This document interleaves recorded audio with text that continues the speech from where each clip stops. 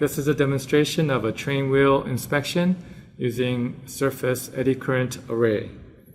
For this demonstration, I will be using a MIS 21C with the Surfex tape probe.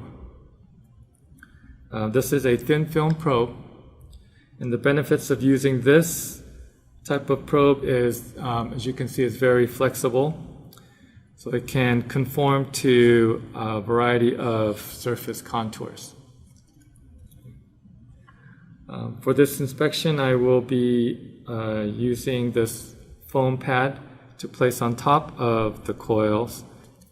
This is to help me apply consistent pressure on each of the coils so as to minimize any liftoff variations. Now, typically, this type of inspection is performed using mag particle or dye penetrant, but these methods require surface preparation and the use of chemicals, which can be time-consuming.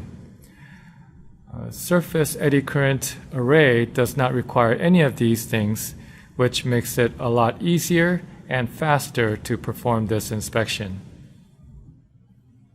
So I'll go ahead and scan this part.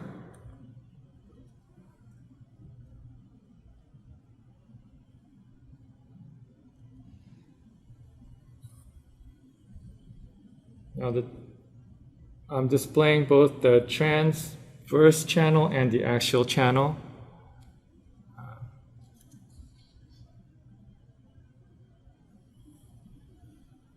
So you can see right now there aren't many indications. But when I get down to this flat part,